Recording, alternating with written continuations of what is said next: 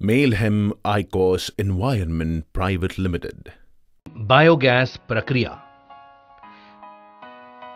इमारती, canteens, hotels तसेच शहरातील इतर जैविक कचरा डंपर ट्रक मधून फीड हँडलिंग रूम मध्ये आणून ओतला जातो.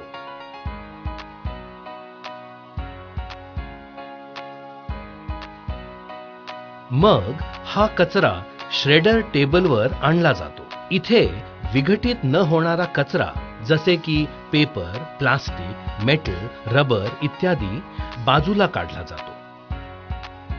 नंतर विघटनशील कचऱ्याचे परिमाण श्रेडर आणि डायजेस्टरच्या रिसायकल्ड पाण्याने कमी केले जाते. हा तयार झालेला स्लरी इनलेट कम रिसायकल चेंबर मधून एनोरॉबिक डायजेस्टर्स मध्ये ओढून घेतला जातो. मेल्हेम यांनी हे डायजेस्टर्स अनोख्या मॉडिफाईड अपफ्लो एनोरॉबिक स्लज ब्लँकेट टेक्नॉलॉजी पासून विकसित केले आहेत. ह्या डायजेस्टर मध्ये इंटरनल प्रोप्रायटरी मॉड्यूल, डफल आणि लॉंग ड्राय सिस्टीम आहे.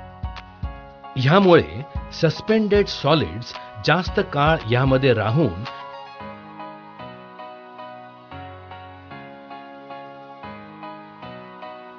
या जैविक सामग्रीचे जास्तीत जास्त विघटन होते.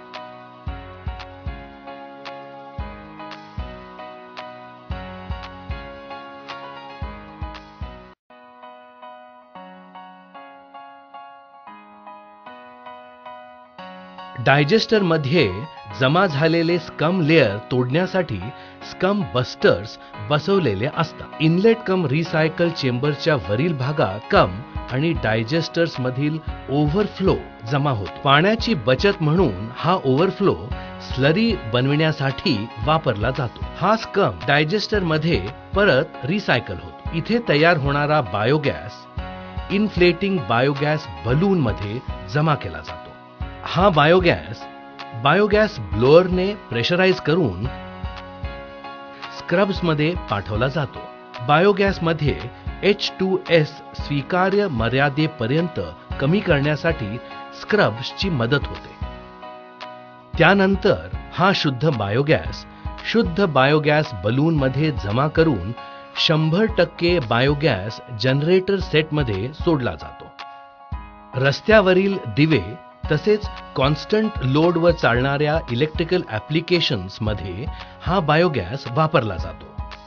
आपत्कालीन परिस्थितीत बायोगॅस फ्लेअरच्या सहाय्याने बायोगॅस फ्लेअर केला जातो. हा बायोगॅस स्वयंपाकघरातील LPG ऐवजी किंवा बॉयलर्स मध्येही वापरला जाऊ शकतो. डायजेस्टर्सच्या खालील भागात तयार होणारा स्लरी वेळोवेळी मॅन्युअर टँक मध्ये काढला जातो. हा स्लरी कमी पाणी आणि दुर्गंधी विरहित गुणवत्तापूर्ण खत म्हणूनही वापरला जाऊ शकतो.